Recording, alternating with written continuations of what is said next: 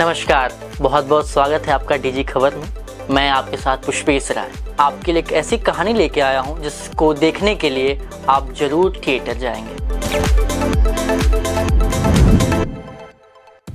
मुंबई की भीगी सड़कों, ट्रैफिक की आवाज और खिड़की पर टपकती बूंदों के बीच अनुराग बसु की नई फिल्म मेट्रो इन दिनों केवल एक फिल्म नहीं, एक एहसास है।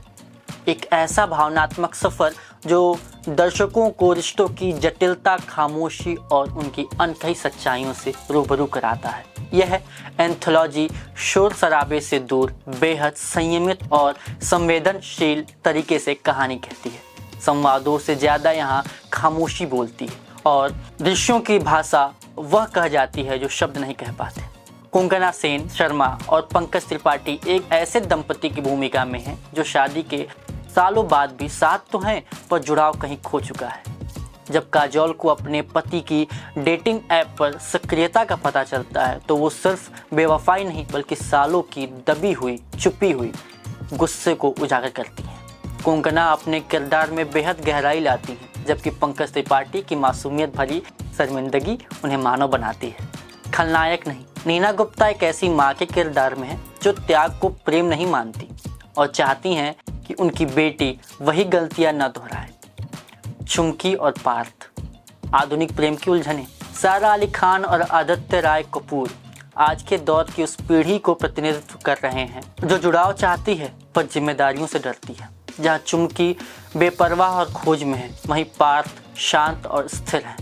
उनकी केमिस्ट्री अजीब है पर आकर्षक। सारा का अभिनय बेहतर हुआ है लेकिन आदित्य की गहराई के सामने कभी कभी फीका पड़ जाता है। श्रुति और आकाश, बंधन में फंसी अधूरी भावनाएं। अली फजल और फातिमा सनासी एक ऐसे जोड़ी की भूमिका में हैं जिनका रिश्ता भावनात्मक रूप से समाप्त हो चुका है पर वे उसे छोड़ नहीं पा रहे हैं, आदत, डर और अनकहे भावों की वजह से। यह कहानी सबसे असहज है लेकिन सबसे ज़्यादा सच्ची भी। नीना गुप्ता और अनुपम खेर, उम्रदराज मोहब्बत का मीठा पल। इन दोनों वरिष्ठ कलाकारों की जोड़ी फिल्म की गंभीर कहानियों के बीच एक मधुर विराम है। उनकी कहानी कोलकाता की पुरानी गलियों की तरह धीमी, भावुक और जीवन के छोटे छोटे पलों में बसी हुई है। संगीत की बात करें तो प्रीतम पापोन और राघव चैतन्य के संगीत ने फिल्म को और भी गहराई दी है। हर ट्रैक एक बहती नदी की तरह फिल्म के भावनात्मक प्रवाह से जुड़ा है। बैकग्राउंड स्कोर मानसून की तरह लगातार बहता है, कभी धीमा, कभी बेचैन और हमेशा मौजूद। अनुराग बसु का निर्देशन एक बार फिर साबित करता है कि वह संवेदनाओं के अनकहे रंगों को पर्दे पर उकेरने में माहिर है। सिनेमेटोग्राफी, रंग संयोजन और लोकेशन एक पुरानी स्मृति लोक की तरह है, थोड़ी उदास पर बेहद सुकूनदेह।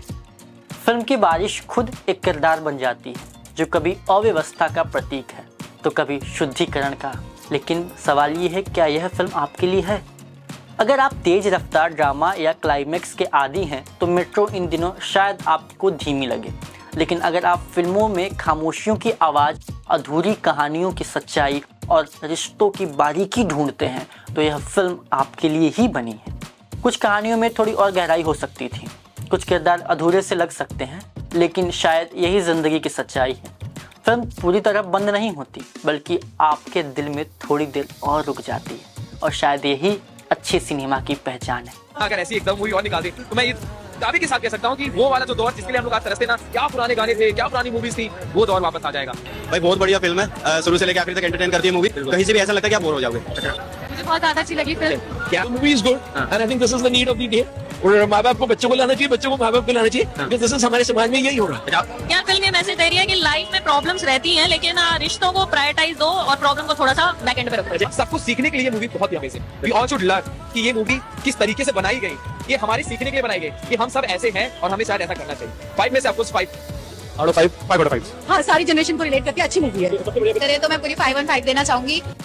रेटिंग की बात करें तो इसको 5 में से 4 रेटिंग दी गई है। बाकी इस फिल्म को देखने के लिए आप थिएटर जा सकते हैं और बाकी खबरों के लिए बने रहिए डीजी खबर के साथ। धन्यवाद।